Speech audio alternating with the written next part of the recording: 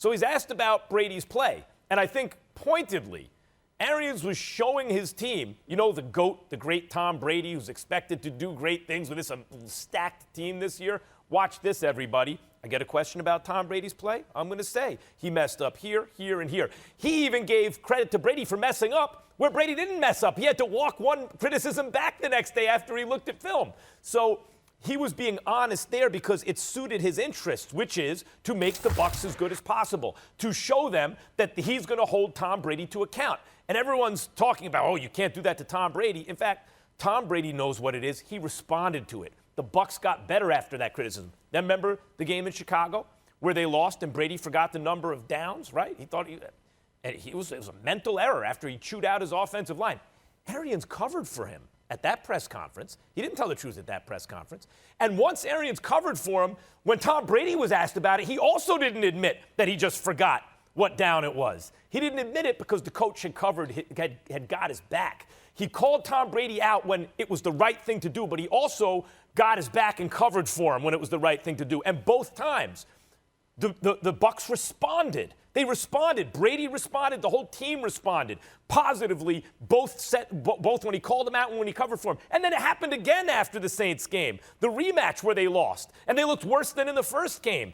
And that worked too. What Arians has shown throughout the course of the season was knowing what buttons to press. So it was misunderstood that oh my God, he's criticizing Tom Brady. Sometimes he criticized him, sometimes he covered for him, but he understood when to do which. And that was the real story to me this year. Well, when he criticized him after the loss to the Rams, he came back the next week and lost to the Kansas City Chiefs. No crime there, but it wasn't like they immediately fixed whatever errors were going on. And I don't think it was overblown because I think at the time, some of the things that Bruce Arians would say was unnecessary. Now, I will openly confess that I'm partial to Bruce Arians. I like his style. I think he's a cool dude. Obviously, he's wise. He's knowledgeable about the sport of football. He's an offensive coordinator in Pittsburgh. He coached Big Ben Roethlisberger. He coached Antonio Brown. He hasn't been shy about talking about the short leash that Antonio Brown would be on if he brought his shenanigans to Tampa. We've seen a lot of things that Bruce Arians has said. And more importantly, we have to applaud him because of his staff. In an age where diversity is clearly still an issue in the sport of football, collegiately and professionally, where we're talking about the paucity of African Americans coaching, this man has 4 black dudes. You got an offensive coordinator who's black, a defensive coordinator is black. You got a lead assistant who is black. You got a special teams coordinator who is black. Nobody else in the National Football League can say that, but Bruce Arians can say that. And the opportunities that are going to come the way of African Americans in the future, Bruce Arians is going to be one of those individuals that's going to be given a lot of credit because he has shined a light on the capabilities that we all know black men have had that have gone largely unnoticed by some folks within the National Football League, to say the least. Having said all of that, it doesn't mean he's perfect. It doesn't mean that at times that he didn't say stuff that he didn't need to be saying, because you never knew how that was going to end up. Yeah, Tom Brady could take it, and Tom Brady wasn't going to snap back at him publicly or anything like that. But Bruce Arians was not Bill Belichick. Bruce Arians didn't have 6 Super Bowl championships and 9 trips to the Super Bowl as a head coach, along with 2 additional championships as a coordinator to point to as a resume to justify how he was coming at a champion the way that he was, with some of the things that he was willing to say in terms of what Tom Brady missed, what Tom Brady didn't do right, et cetera, et cetera. So I don't think it was overblown. I think it was pointed out at the appropriate time. It needed to be pointed out. Nobody held on to it for weeks or months at a time.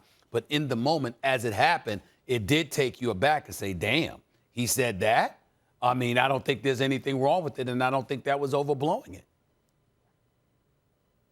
Well, I think even if you want to give Tom Brady credit, which he deserves, for setting the culture, for changing things, because I think everyone would acknowledge, just cut Jameis Winston's interceptions in half from last year, and the Bucs are going to win at least 9 or 10 games.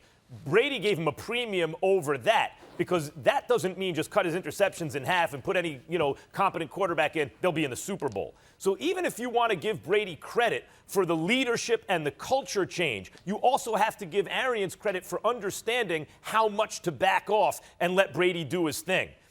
But they brought in Gronk. That's a Brady call, obviously. Even Antonio Brown, I think most people interpreted Arians didn't want him. Brady wanted him, so he was there. Offense a little bit different, more of a Tom Brady offense as the year went on.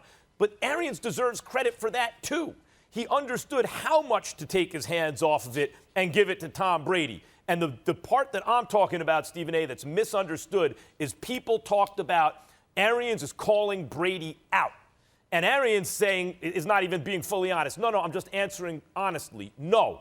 He had a very good sense, and this is very important and underrated with a head coach. It's not just X's and O's. It's a good sense of what buttons to push, who to push him on, when you need to get a guy's back, when you need to hold him accountable to the team, even publicly. And you're not in a Super Bowl by accident. Arians did an excellent job handling it's like an embarrassment of riches, and now you have Tom Brady, but that could have gone sideways. It didn't, and he deserves credit. And I'm saying it's easy to say that now because he's in the Super Bowl. Prior to the Super Bowl, we had a wait-and-see attitude because we certainly weren't knocking what he had said at the time. We had been critical about it to some degree, but we didn't overblow it, is the point. What he said was relevant. It was pertinent. We might have questioned it, but it certainly raised a few eyebrows. It was not overblown. Thanks for watching ESPN on YouTube. For live streaming sports and premium content, subscribe to ESPN+.